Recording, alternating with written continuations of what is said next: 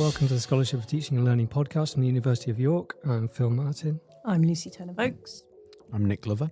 Thanks, Nick, for joining us today. We're going to talk about EDI. So, Nick, do you want to just give us a bit of a brief bio of your background and how you're interested in this? Yeah, of course. Yeah. So I'm new to the university relatively. So the last 6 or 7 months, I think. So I came from the Students' Union to work there previously as student voice manager. So I was always interested in, I suppose, the learning and teaching side of student engagement, and worked with course reps and on various student staff partnerships. Saw the job at the university and was just really interested in the inclusive element. I think thinking through the inequalities, I suppose, that still exist in higher education and thinking through ways of challenging those, addressing those through learning, teaching and assessment. And I focus on social sciences as well in my current role. So that's my kind of disciplinary background as well, I suppose. Did a degree in politics and sociology and then peace studies for a master's degree. So it's a kind of perfect fit, my enjoyment of learning and teaching, higher education, and kind of really thinking about how we address sites of exclusion, promoting inclusion within the social sciences as well. It seems to have become a lot more prominent over the last few years. People are talking about equality, diversity, and I'll edit this bit out. People are talking about equality, diversity, and inclusion a lot more. Has there been a particular catalyst for this? I mean, what's brought this to the forefront now, and what's the scope of EDI generally? Yeah, I think it's a really good question. It's a difficult question because the scope of EDI and inclusive practice in education, in higher education in particular, is probably as broad as it gets. Really, I think everything is an opportunity in a way to promote inclusion. So it's quite difficult, I think, and this is probably a problem as well. We conceptually open it up too much to some extent, I think. I think it's being catalyzed by award gaps and a kind of deeper recognition of continuing inequalities. So particularly, at York and other institutions that are similar, award gaps for Black students. So really working through why Black students' educational outcomes, why the rate at which they get 2-1s and first is somehow different to white students when they come with the same educational backgrounds and the same A-level results. So I think those award gaps have really catalyzed it. I think the other thing is thinking through about kind of widening participation. So we're getting more diverse, I suppose, as a university, which is brilliant, but it's surfacing issues, inequalities, tensions, I suppose, in the way people teach, the way people think about the design of their curriculum, their teaching approaches and assessments. So I think that's another reason why I don't want to call it a sexy thing because it's always been important, but I think it's particularly apt at the minute in terms of those gaps and thinking through our kind of increasingly diverse cohorts within our courses. That's interesting that you're sort of talking about award gap being a big sort of part of that discussion, because in a sense it's a more data-driven discussion or potentially it could be a more data-driven discussion. So I'd agree. I don't think it's a new sort of impetus within higher education to try and address those inequalities, but to do that in a way that's maybe structured on actual hard data and information, and what we do with that does feel new. Yeah. And I suppose that kind of links a bit to potentially to scholarship and how that might fit in with that. And I suppose to sort of sandwich and stitch those things together in a kind of slightly intentional way. How does scholarship inform your work in the team? And can you talk to us a little bit maybe about sort of relationships between scholarship and students as partners, or some of the projects that you're working on? Yeah, of course, yeah. Personally, I'm quite embedded and immersed in scholarship quite a lot. And I think, the trajectory of my career, I've kind of, I suppose, focused on evidence-based academic type roles. And certainly when I'm thinking about, for example, a particular issue, assessment, for example, we're doing a lot of thinking about at the minute. We'll start with the literature on assessment. And I think that was a good question about data, because I don't want to give too much of a political critique about the direction of higher education, but I think within our neoliberal world at the minute, of which kind of universities are part of, we get we get kind of bogged down in the data to some extent. So I think recognizing that there are award gaps and inequalities through the data then becomes to some extent an instrumental process. We don't think enough, I don't think, as not we in this room, but institutionally and sector wide, about how we design learning and teaching, based on that thinking, that scholarship, that research around good teaching, learning and assessment.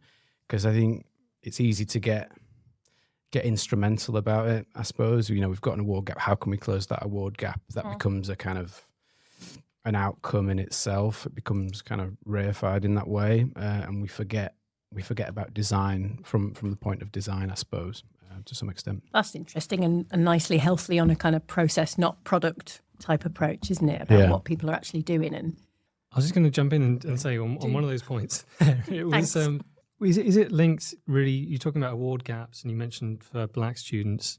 So EDI in higher education, how divorceable is this from broader social issues? There seems to be a lot more awareness and things on the news about social justice issues, generally from Me Too back in 2016 to things in the wake of George Floyd.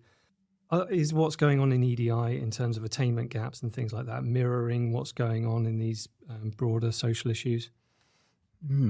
Interesting. Yeah, I suppose there's a key point there, isn't there, about not separating to some extent higher education and like you said, what's happening in the wider world. I think sometimes and I'll go back to kind of scholarship and the design of learning, teaching, assessment, because that's what we're here for. We're thinking about education and teaching for students. We sometimes separate it. I think that's my personal view, and I think allowing students to talk about those social issues, for example, in teaching spaces and not almost pretending that they're not happening in a way, I think is a really interesting direction, because it creates a more honest atmosphere within a classroom, within a university as well. And to me, we should be working with students, talking with students about how higher education is reproducing, but also can challenge those inequalities that are happening in the wider world. And so I think it's a kind of call for not separating them and bringing the social, the kind of the political into the classroom a bit more. And that part of that is allowing students and staff to, I suppose, bring their lived experiences, their identities within, into classrooms, into how we form relationships, I suppose, and how we teach. That very much makes sense. Can I be devil's advocate? This is my favourite. But do you really think that that's not going on? Oh no. Oh yeah. Sorry. Yeah. I think that's a good question, and I think or where is it going on, or where and why is it happening? Because I in my practice in the team, I do see that happening, but I think you're right. There's also anxiety around it, or tensions and difficulties with bringing the political or the social or the identity based into a higher education context. And I think I'm really interested in your sort of thoughts about that, because you've done the work. No, massively. And I think that the first question was about that kind of overarching question about what inclusive, what EDI is in a higher education context. And I think part of it feeling like a new zeitgeisty thing is that we forget that it's already been going on for a long time, and people are already doing it. They're already thinking about the students in their classes, designing courses, ways of teaching that is student-centered. They might not be thinking about, right, I'm going to design a course so I can, black students can feel included, but they're building courses that are student-centered, that are kind of universal, inclusive, I suppose. And I think part of that is remembering those histories and affirming what's already happening and making sure we're sharing that, and also, I suppose, giving colleagues the language and the space to identify that they're already doing that. I think sometimes, I've spoken to people and they're like, tell me how to be more inclusive, and you reflect on what they're already doing, and it already is inclusive. There's no more ideas that I can provide to some extent. That's not true. There's always space for that. But I think there's something, isn't there, about that we need to promote that reflective practice. I know that's obviously big for you guys in academic practice. so affirmation, I think, of what's already going on, and then facilitating conversations about what more could be done or how things could be done differently, rather than because I think the risk is saying that's not inclusive, that's kind of a site of exclusion.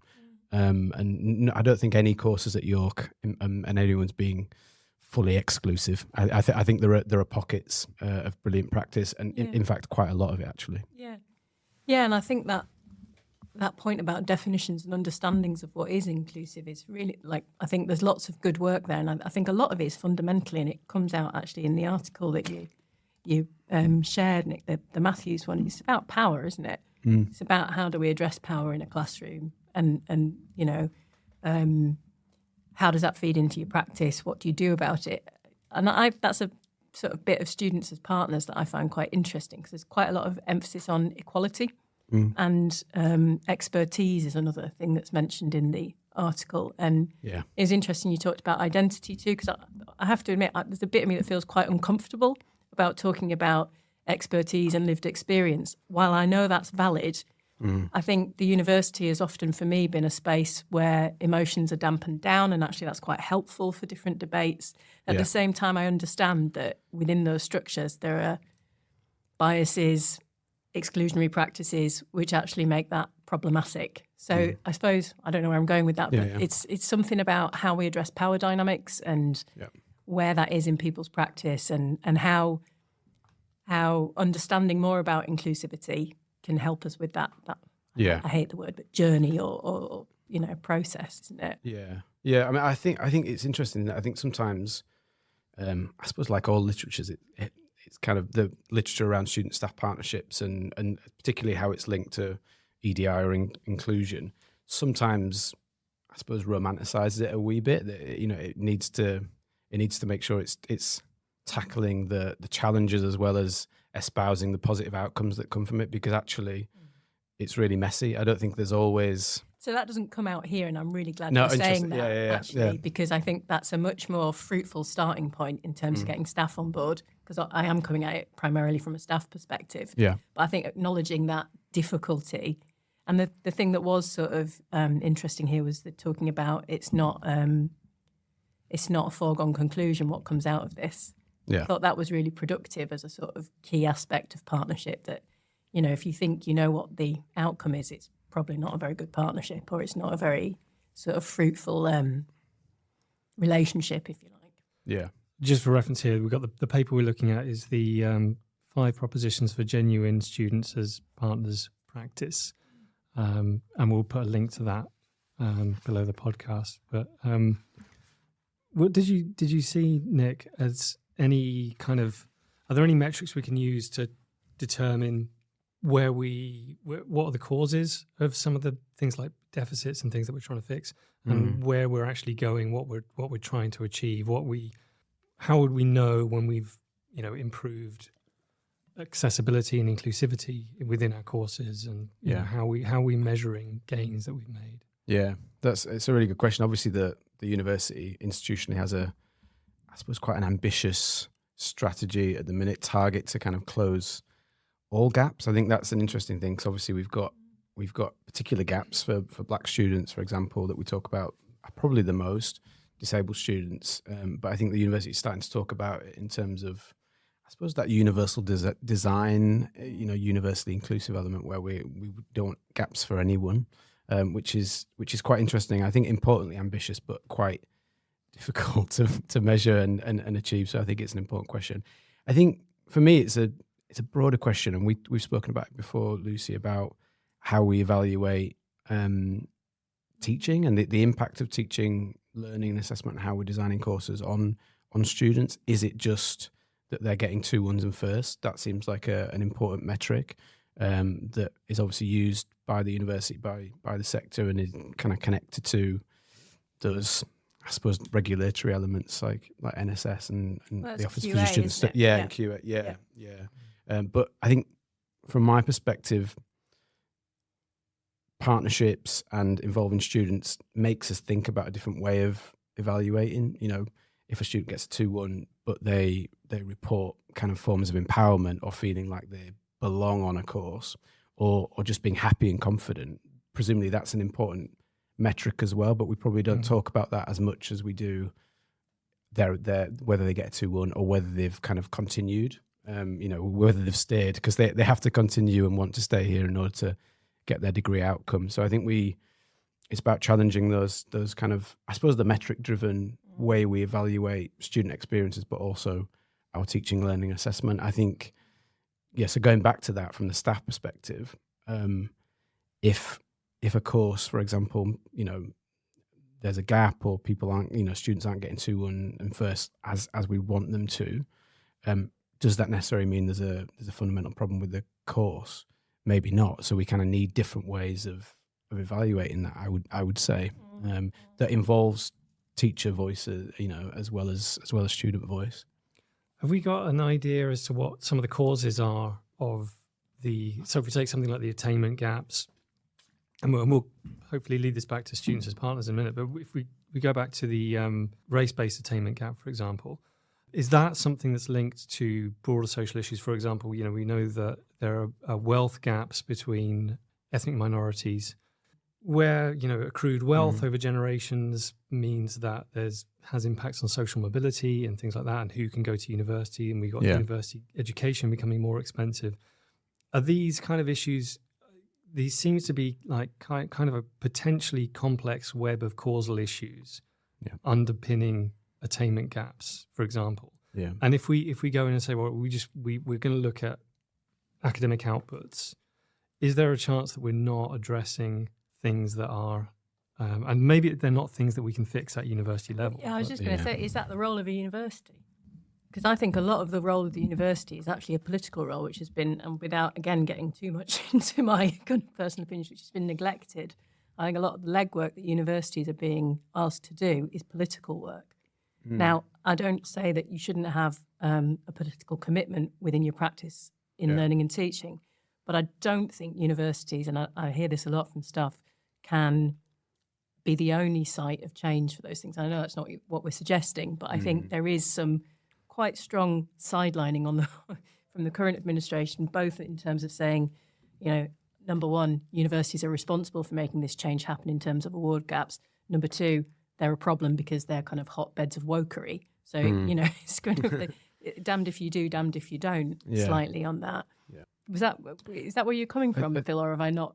Was that not? Well, kind of, yeah. I mean, there's a political stance of universities, which I think wasn't the thing that I was thinking more about was if let's say it's the attainment gap is linked to the wealth gap, for example. I'm not sure to the extent that it is, but you might have students who, we want to get more ethnic minorities into higher education, for example, and we might have programs to help that happen. But if there's still things like the wealth gap and social mobility issues haven't been fixed, and I'm not for a minute saying that universities have a responsibility to fix those, but they could partially explain some of the attainment gaps, because it's going to be harder for these students, once they're in universities, to study, because they're going to have to hold down part-time jobs, or they might not have the facilities at home that they want to be able to do the work that they need to get the higher grades. Yeah. They might just not have the support networks in place. And these are things, as you say, that the universities can't fix. So how important is it to understand these causal roots that are outside of the remit of the university, and before we start looking at, because you might end up with the university having a target of, we want to get equal attainment of two 1s and first-class degrees across ethnic backgrounds, for example. And that just might be a noble but misguided target. Yeah, and I think it's a really good question. I think I'll try and remember this author's name that I'm just going to quote, but I think it's really important to, I suppose, frame it in terms of the interplay between those factors. So, an academic out from New Zealand, I think, Ella Kahu, talks about that kind of relationship between cultural factors for students, for example, cultural factors interplaying with the way we design courses and curriculum, and that it's important to understand that whole relationship. And I think you're right. We're not going to address those inequalities just by focusing on how we design assessment, for example, because that's not squarely on, that their experiences of inequality aren't squarely on the classroom and the design of learning teaching. I think what we have to think about, I suppose, as academics and academic developers is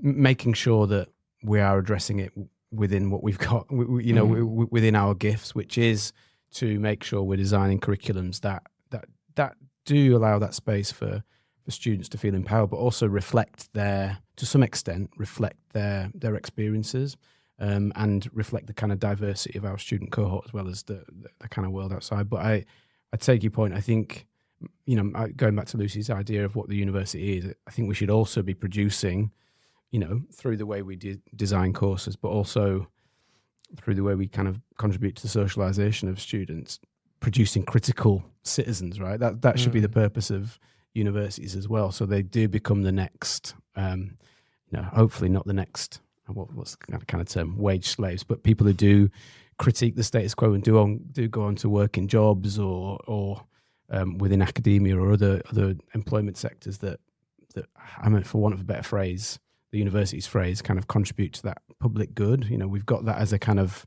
strategic driver, and I think we need to start embodying that within learning and teaching and assessment. But it for me, that's about producing activist citizens, helping to develop them. It isn't just about kind of partnerships with external commercial enterprises, which I think sometimes it is conflated with with that idea as well. Yeah, I agree. In short, I think there should be that emphasis on criticality and questioning. I think maybe I'm a bit jaded, but I think I've been in the system for a while, and I think I have questions around when we're part of the structures. How do we lead that change? And I have various levels of comfort with that in my own role, and I think most people working in higher education would have that too. Sure. Whether you're learning and teaching, or whether you're even professional services, you're part of the structure. Yeah. You want to be part of the solution to the issues of the structure. That's a fairly tricky balancing act, I think. I was really interested in your point around evaluation and impact of changes that we might make either to curriculum design or to, session design even. And you talked about, and I agree, this notion that, degree outcomes are in a sense a rough measure of learning. Yeah. And you said as well, if a student feels empowered, what does that mean? Because I agree, I would like a student to have, the other buzzword is transformational, or kind of, but what does that actually mean? Yeah. Yeah, no, I think, good question. I'm going to say, I feel like a bad witness. Yeah. But because we do want that, don't we? Yeah. We do want that. Yeah, and I think, this is going to sound a little bit wishy-washy, hopefully not, but talking about what we mean by that is important, isn't it? I agree. We might not have a single definition of what empowered look like, and maybe that's okay. Maybe we have to ask students and staff what empowered looks like. It might mean different things to different people. I think in my mind, the kind of word and concept and experience of agency comes to mind, and that's why I'm so interested in, and we're so interested in within the inclusive learning team in partnerships, because it has the potential, although messy, it doesn't always work in the way intended. It has that potential to provide or enable students to feel a greater sense of agency, whether that's in a teaching session, or whether that's contributing to the design of a module for future students. So feeling part of a decision-making process, or part of a kind of wider community of scholars and students. I think that's what empowering means. Maybe that's my own interpretation. Yeah, and a lot of that rings true too. I was interested because you brought it up earlier, and it's something I've been thinking about how do we measure or kind of quantify success in terms of learning and teaching, or indeed in terms of wider academic practice. Now, REF and TEF are what institutionally is accepted as that, and they are strongly metrics based, and strongly problematic in terms of the kinds of outcomes they're measuring. Yeah, we don't need to get into that, but employment outcomes are not, I would argue, that much to do with the university. You speak to somebody from TFTI, they are to do with the university, but whether your dad's mate can host you in London whilst you're on a placement is a bigger deal than what course you took, because the variation between course outcomes is very, very small.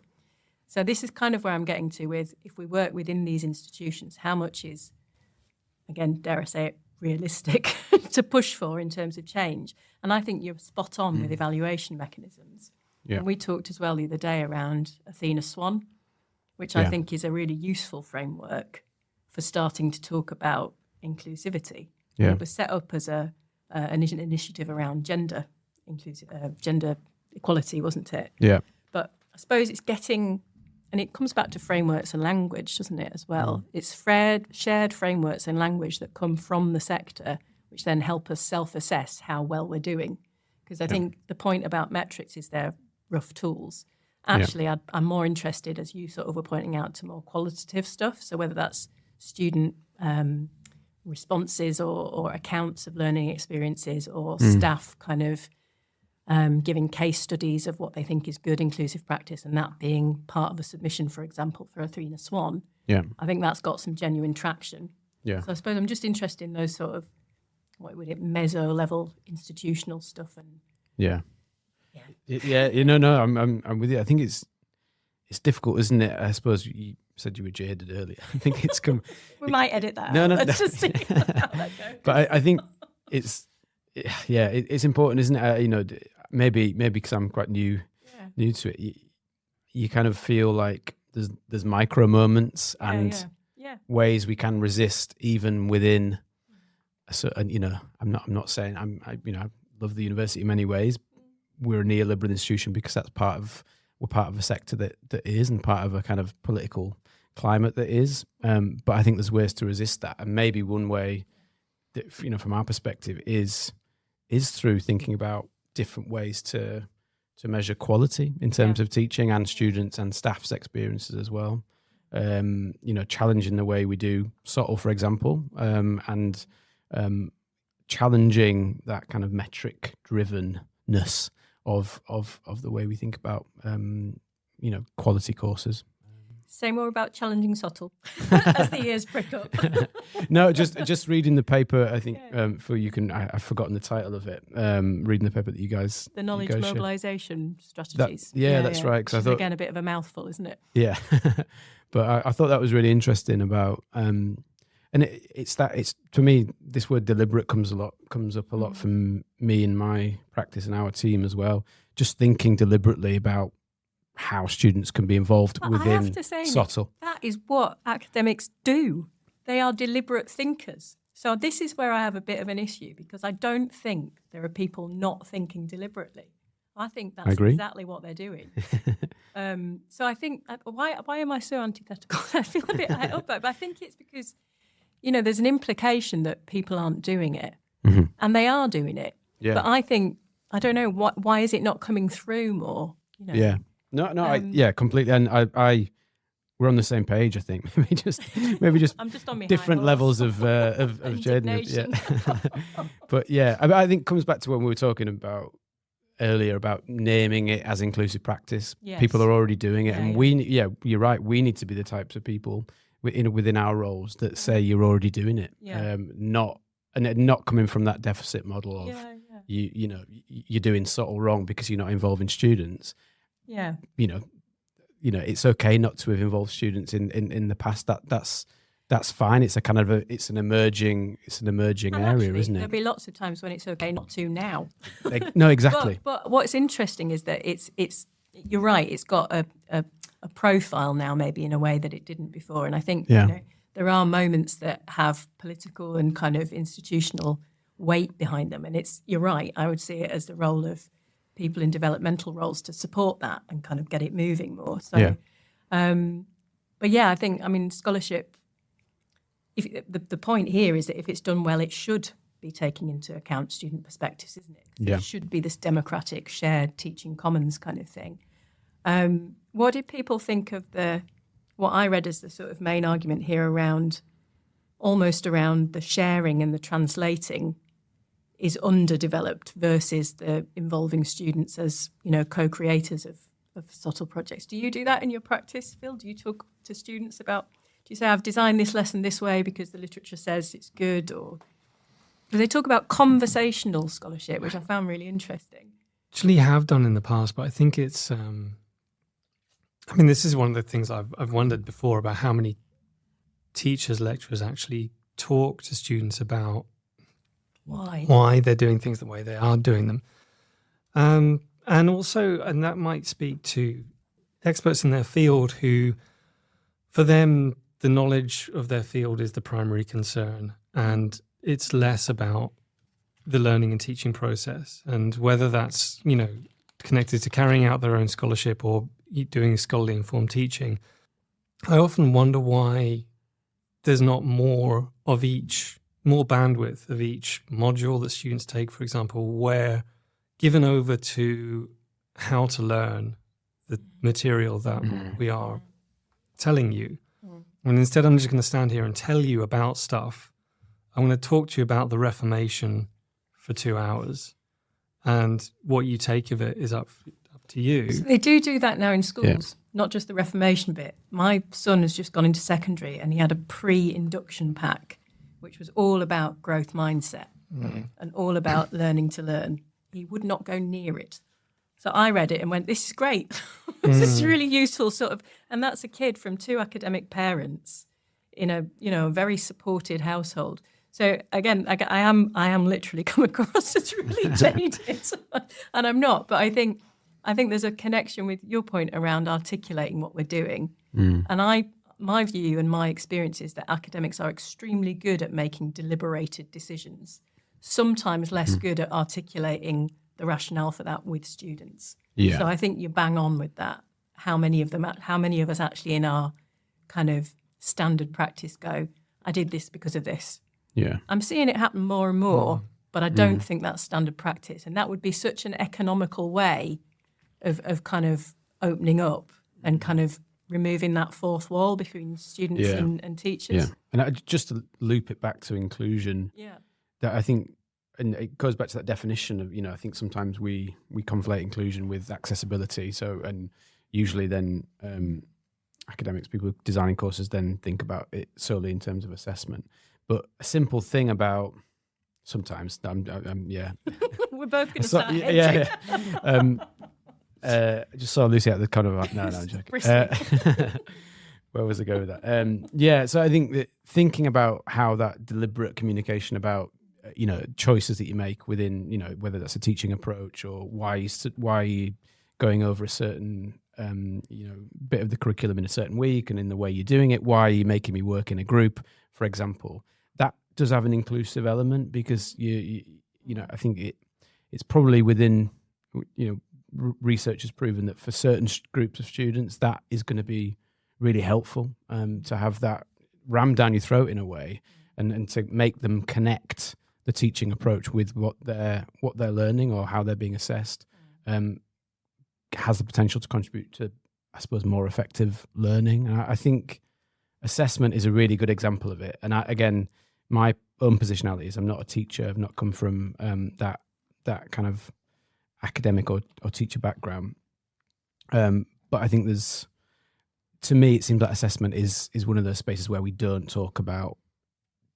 deliberately enough talk about why we choose the assessments we do, and how it contributes to learning. I think it's changing, with learning outcomes and all that kind of stuff. But I think we almost need to let students in behind the kind of stage door of assessment and not be such a kind of, I don't think it's intentionally secretive, but I think that's how it feels to students and maybe staff as well.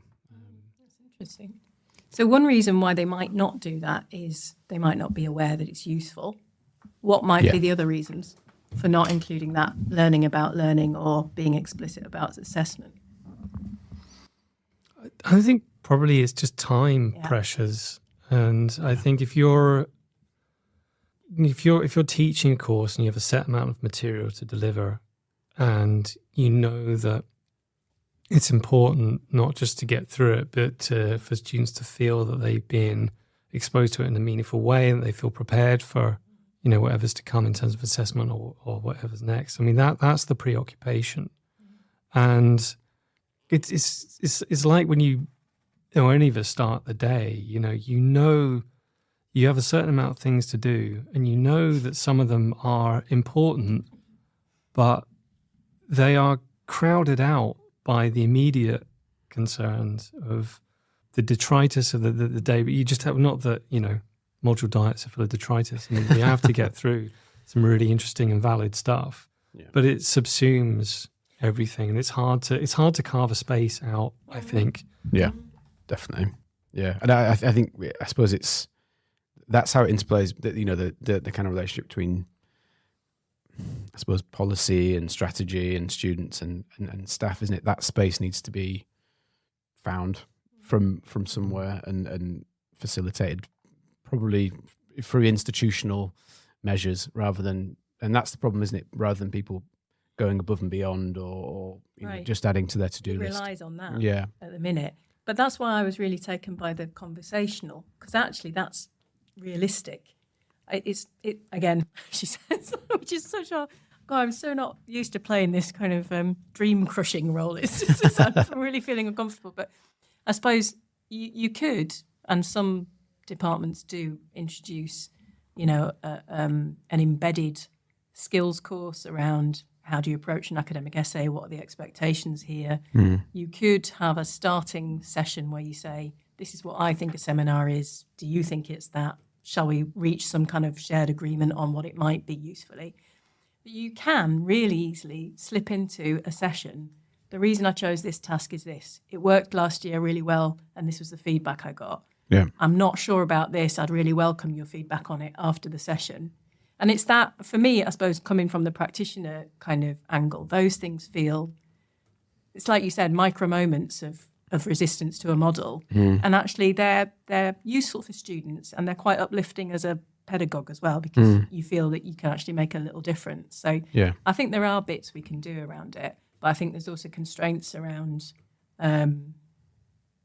bigger changes, but then lots of small change hopefully leads you in that direction. Yeah. Can I just come back to one thing about bringing it back again to scholarship, which is that if we want to have meaningful sort of, again, we'll use the word data, but meaningful information about how students experience learning or what they got from their degree.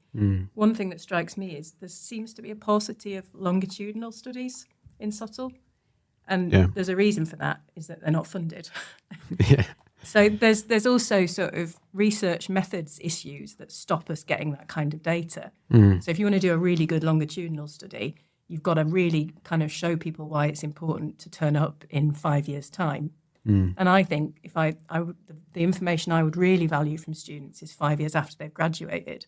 Yeah. What do you think now you got and didn't get? What was helpful, what wasn't so helpful? So I just wonder if, again, there'd be any kind of scholarship we could do about, I don't know, taking the measure of the temperature of student perceptions at various points during a degree. And then I'm guessing there'd be lots of ethical issues there too about who you approach and how, but it's somehow getting at that more qualitative and more longitudinal information that I think I notice is not altogether there in the scholarship that I've seen.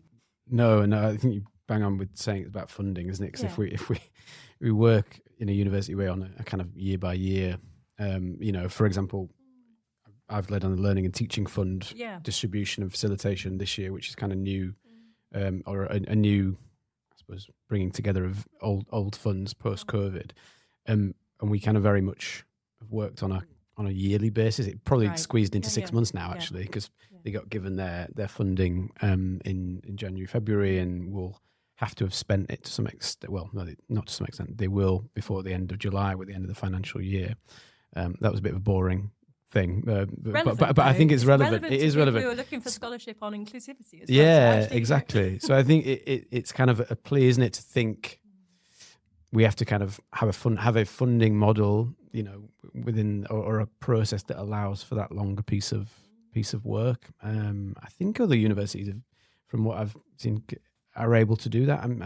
This isn't a criticism of our financial, the way we do our accounting at the university, but I think, if we could facilitate that, that'd be brilliant, because I think it goes back to why we do that, I think. And, if we see education as a process, why don't we want to look at and explore with students their experience along that journey? Because it shifts at the minute. If we do, we do modular evaluation, NSS, or kind of small short-term sort of projects. In a way, we're doing snapshots, aren't we? So that kind of narrative approach where we're looking at how their experiences change, maybe that will shed light on those award gaps we talked about earlier. What are those points, or what went wrong for certain students at different points, and what were the pinch points, whether it's related to assessment or just general life, I suppose, life load. But I think that'd kind of deepen our understanding, definitely. It is done in the States in small Catholic liberal arts colleges. So which we are not. Yeah. Which I think it's safe to say we are not. But it's interesting that you can do it if you know. So their evaluations are they talk to students 3-4 years after graduation and look at make connections between the program of study they did and how much kind of civic participation they're undertaking. So it's really interesting. There would be different ways of doing it, but they're seen as a bit out there and crazy. Okay. But there's research and scholarship on that. You know. Yeah. Just a quick question about with the students as partnerships idea. So it's about having these conversations with students and involving them in pedagogical decisions and sort of how we deliver and design courses. Yeah. How frequently do you think? Because you often encounter these kinds of responses from students that of what they would like or what they see. Because as Lucy says, we do have these conversations and they do happen. But I often find myself torn because you have to have this conversation where they've suggested something that is not a good idea. There's whether it's research that information from cognitive psychology or how we learn or just feasibility of delivery. So is there a danger sometimes where you're sort of like, hey guys, come on, like contribute your ideas, let's hear them, and then you shoot them down one by one? Is that a valid concern? I think it's a really good question. I think this way of doing things isn't popular is not the right word, but it isn't embedded either at York or across the UK higher education sector. It's still quite, I think, it's increasing in popularity or usage, but I think it's still a kind of, like you said, out there. It feels new. It feels like an uncomfortable way of doing it. It feels like a radical nice to have, I think. From what I've read and experienced personally, I suppose the positive thing about forming a partnership at the core of that is relationships or changing relationships between students and staff. So it'd be more than okay to say no to some things. But again, going back to that point about being deliberate, because you're maybe entering into a kind of space where students have more agency. It's not just them providing you feedback and you shooting them down. You can have a discussion. It's a kind of dialogue about it, isn't it? And you can get across why that isn't feasible. They might be able to come back at you as well. I think that's kind of part of the dialogue. It still might not be feasible. That doesn't make it feasible. But I think setting partnerships and kind of ways of doing that co-creation up as it's not about students getting everything they might want or need. It's having increasingly honest and open conversations about what's possible and what I suppose can contribute to students learning in a better way. Because I think in my mind, and it's a really simple idea, I know we've covered quite a lot of complex ground, but bringing students and staff together to talk about this stuff feels like the right thing to do. Not just the right thing to do though. I think in a subtle context. And it doesn't always have to be that kind of full co-creation. I think it's on a continuum, isn't it? And it's all important. Students might learn, or might know a bit more about their learning than we do sometimes. So I think having that at the center of our minds, that doesn't mean that we're kind of stripping colleagues of their expertise necessarily. It means that we're kind of bringing what students know about their experiences, about their learning, into dialogue with what staff know about feasibility, about teaching methods, about pedagogy, and I think that's the potential of these types of ways of working. Yeah, I had a couple of other little questions about just listening to while you were talking. Is there so I might jump around a little bit with these, but hopefully there's a thread. But is there a tension sometimes between this idea of inclusivity in terms of what you want to study, for example? If you want to make sure. We want to make areas of knowledge inclusive, and we want to make sure that people, the humanities, for example, are as viable in terms of their delivery as, lucrative subjects like STEM and business. Is there a tension between that and this constant, the background hum of employability that we hear all the time? So the degrees need to pay for themselves. We're very conscious that there is an investment and, because they're so expensive, people want to get their money back, and they want to make so employability is understandably this huge thing that everyone's thinking about. But is that a tension? Is that does that mean that some of these degrees that are valuable for lifelong learning, like the humanities and the more philosophical subjects, get sort of swept aside somehow? How is there a way of balancing these and bringing them in without them getting drowned out by employability? Yeah, good question. I think I was at a World Cafe style event the other day with colleagues from social policy. I can't remember what's the school called now. SBS. Yeah, SBS. Yeah, of which obviously social policy is part. And similar questions were coming up about how do we square that tension between employability? So thinking in particular about assessment types and choices. How do we square that, providing those so-called real world, authentic assessment types with inclusion, which I thought was an interesting one. That got me thinking about, in those degrees and those areas you're talking about, is one way of kind of thinking about that, providing making students, giving them the opportunities to do different types of, I suppose, knowledge expression assessments that isn't just an essay, potentially. Is that a way of kind of addressing some of the tensions you're talking about? But then the inclusive tension comes with, well, I don't want to be grilled as in a role play situation, because that's kind of triggering to me, or that's making me particularly anxious.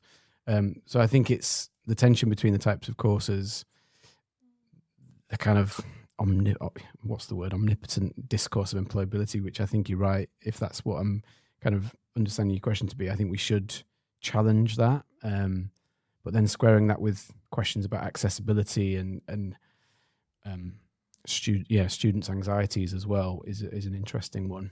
And again, going back to, there's no easy answer to that. Lucy, I don't know if you've got any thoughts on No, on I'm that. really pleased that you took that on, Nick. Yeah, it's enormous, isn't it? I mean, there were 2 or 3 things in there about who chooses which degrees, maybe, for what reasons, what does that do to the discipline itself. So I do think it comes back to the kind of classroom level of how do you, maybe in a humanities seminar, bring in lived experience, but do that in a safe way. There's lots of PG CAP projects we've looked at around trigger warnings. And actually, that was, again, I'm going a bit off on a tangent, but the pedagogical conclusion from that is that actually trigger warnings are not massively helpful in avoiding trauma. They're very helpful in signalling to the wider class that this is a sensitive subject and that does something to the learning environment. Yeah. So, there's interesting ways about how do we address that. I'm not sure that was in any way. Just chipping back, I think we can make those types of courses link up to employability, I think. Yeah, I agree. Through assessment choices. But I think we should also be critical about not just, not conflating innovative assessment, authentic experiences for students and the real world, because what real world are we preparing them for? Right, which takes you back to your criticality stuff, doesn't it? And civic participation. We shouldn't just be preparing them for a career with PwC. Not that that's a problem. Nothing wrong with that. No, exactly. Yeah. No. Just to Sponsoring this episode. Yeah, all the PwC interns out there. No.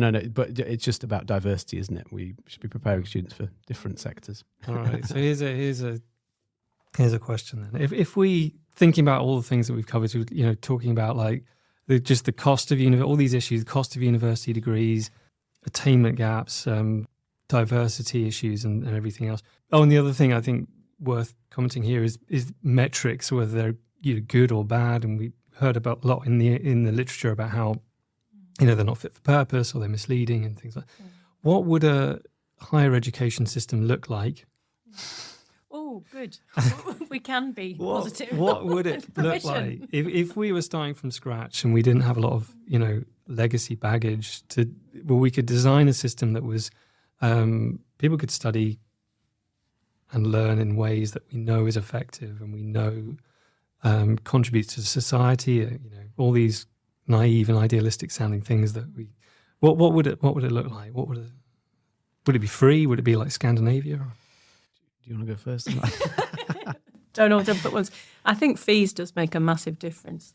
I do think that's fundamental. Not that I think university was a place without issues prior to that, but I think framing all the stuff we've talked about today, I think part of the kind of jadedness or the sort of worry around things is about fundamentally how can we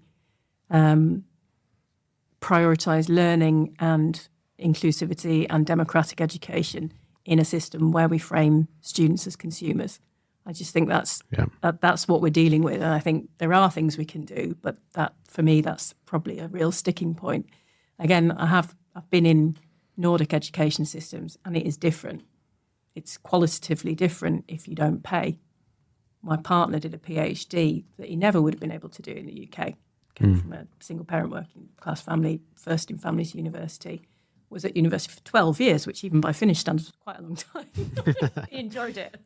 But I think what that does to your sense of your identity as a student is something we should actually talk about a lot. And the kinds of conversations you're describing wanting to happen, I think, are a way of resisting that. Yeah. So I'd see that as a long way of saying free. Yeah, I definitely concur with that. I think yeah, you're right. These, we talked about partnership and co-creation. It feels like one of the reasons that those types of approaches I think are marginal is that they do problematize a kind of neoliberal consumer model, don't they? They don't see education as a democratic process. They see it as something. What's the kind of best analogy? Maybe kind of pizza delivery in a way, and you see that with student and staff, and colleagues' identities, don't you, as well? That they embody and enact that kind of delivery recipient model. So I think my utopian higher education would be where we challenge that, and that everyone had the space to work together in some way, but definitely see it as a kind of collective process, reciprocal and a kind of mutually empowering process, rather than something that we buy in. That's the word. Utopia was what I was looking for. Yeah, maybe it wouldn't have to be that. It's just this. It's just solving some of the tensions. This idea of how do we use? Because obviously you need to measure stuff. You need to use metrics and data. Yeah, you need accountability and make sure stuff's doing what it's supposed to be doing. But at the same time, we've seen examples of how it just doesn't. Reduces ideas down to the numbers themselves become a bit meaningless because they're just being gamed. Yeah. Do people feel like there's more space around that as an idea? This, because I think for all my kind of old jadedness, I do feel that the situation now is different to maybe 10 years ago, in that we do at least pay lip service to things more like academic community, student partnership, inclusive diversity. And I think they do open up spaces.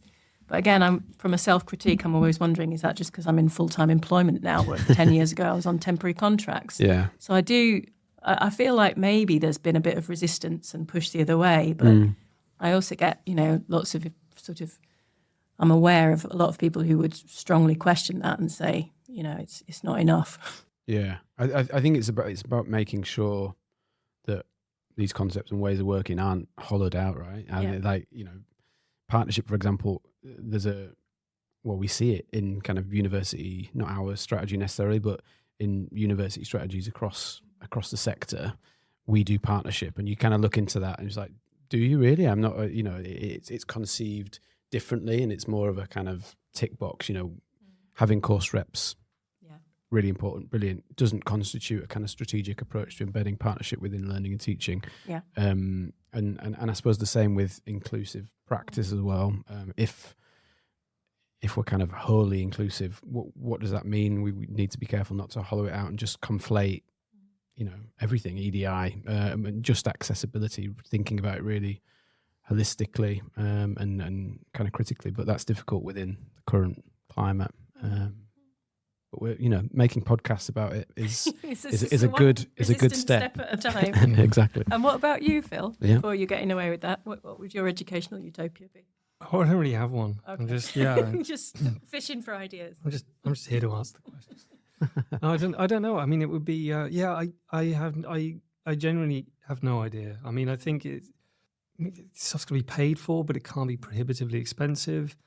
We want to get incentive structures lined up so that it's not all about assessment, and we're encouraging the right kind of learning, not just setting up as, universities as rubber stampers of qualifications. There needs to be, I think the idea of lifelong learning needs to become a little bit more pronounced. And I don't know what the answers are. Maybe it's, I think it's going to be linked somehow to, like we were talking about earlier, like just broader social policies and social mobility. I think just perhaps the idea of getting rid of poverty. Yeah, that's how I do it. Yeah. Or mitigating poverty, wealth gaps in society generally. And I think as when you start to solve these broader social issues, it's going to have knock-on effects into the institutions. But I think it's. I mean, my question earlier was really based around the idea of you're seeing a lot of subjects closed down in universities because they're not viable financially, which is a huge shame because there's so much that can come out of some of these degrees and educations and subjects that you don't immediately appreciate. And it's like, and isn't that the point of a university as well? Yeah. The university, for me, part of it is it's a community of practice that's not just one faculty or one discipline. Like I would argue that the practice of somebody in physics is maybe not tangentially, maybe not sort of super explicitly, but it's enhanced by being in a wider intellectual community. Because actually you might meet someone over coffee who talks to you about a more inclusive form of practice that they used in their lunchtime lecture series that you would never encounter within your own department or discipline. So there's something about having those things together. I mean, the clue's in the word, isn't it? It's universal, university. It's something that brings together those different ways of thinking and approaching. I think that's valuable. So I agree. I think it's problematic if we only incentivise the stuff that leads to this very narrow lane of so-called employability. And I mean, I don't know too much about liberal arts or that kind of way of doing it in the States, but I think it seems like there's so much value in that. I don't know, maybe we'll have that at York sometime soon. Yeah. And I think to me, we talk a lot about decolonising in our team, and it's kind of sparked me when you were talking then, because we often think about STEM and people say, how can we decolonise that? And part of that thinking is physicists shouldn't just be based in their lab. Obviously they are, but are we producing physicists who aren't going to think critically about the social world as well as the material world and the relationship between the material world and the social world? So whether that's, how do we combat that? Is that decolonising specific disciplines, or is it also facilitating interdisciplinarity, which I know the university is keen on, whether mods and SEMS enables that. Hopefully it will. But I think moving towards more interdisciplinary opportunities for students, I think is really important. Hopefully that would mean we wouldn't get rid of sociology. It feels like we've gone back to Thatcher in a way, doesn't it? Where those types of courses aren't financially viable or aren't important in some way. It depends on the government as well, doesn't it? What the priorities are in terms of higher education. It's kind of very much, I suppose, industry, STEM focused at the minute, isn't it? Research and development stuff. So it'd be interesting if and when we have a different change of government. I know we're close to time, but I feel like we've put ourselves through the ringer on stuff. Just on that, I think the employability stuff, again, it's often about asking questions. When we say employability, do we mean students are in work 6 months after a degree, as more or less TEF suggests? Or do we say it's about the quality of job? Or do we ask the students, well, what kind of job you want? And I don't think students are I don't think anybody in here suggests so, but I think there's often a sort of caricature of students and learners as people who just want to be employed. Well, actually, if that was your motivation, you wouldn't be at a university, because you could just be employed in a fairly well-paying job without going to university. It's something about decision-making and how many decisions you get to make in your work and how autonomous you get to be in your work. Yeah. And I think within, humanities or non-sort of vocational degrees, we need to, again, get better at articulating what's the value in terms of how will this help you make decisions? How will it make you critically engage with what's happening around you? How would it make you more able to facilitate new relationships? Because I think that's there. I think that value is there. I don't think we need to kind of change those degrees to make them more like science degrees. Yeah. I think we need to get better at articulating what it is that they bring learners in their current form. And when you see that done, it's great. You know, it does happen sometimes. Just a bit more space for it. Yeah, no, I completely. And building on, you know, conversations we've had about assessment, more opportunities for students to reinforce those skills that they're learning throughout those types of degrees. You know, whether that's kind of the capacity to reflect, and you know, why don't we talk about emotions and relationships within those courses? That's what students do. It's what staff do in an educational process. That's really important. Unless you want to be self-employed on a Scottish island or something as a farmer, which is fine. But you're going to have a degree for that. Yeah. There is an apprenticeship coming to York on Scottish island farming. Missing it's a rising market. But yeah, you know, relationships and all those so-called soft skills. I hate that concept because we completely, you know, we kind of completely devalue it when we call it soft, I think, to some extent. So yeah.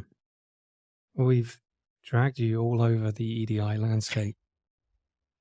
But yeah, you've been brilliant with your. Thank you for being so adaptable with that. Is there anything else that you? And there's tons of stuff we haven't covered.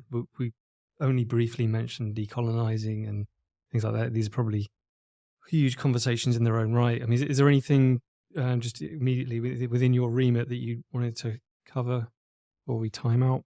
I don't think so. I suppose just a plea with. I mean, we've talked around the houses, haven't we? I suppose sometimes it's valuable for colleagues, for staff, just to bring it back together. I think it's all connected is what I'm kind of trying to say, whether that's kind of decolonizing, partnership, creating agency, the way we design assessment. I think this is kind of bookending it, but student-centeredness feels like an important concept within all that, that might, you know, be here longer than the kind of sexy concepts of decolonizing and inclusive practice. Not that they should go anywhere, but I think if we're thinking about student learning, we can't go too far wrong. And I think that's what we're doing from an inclusive perspective and what you're doing from an AP perspective as well.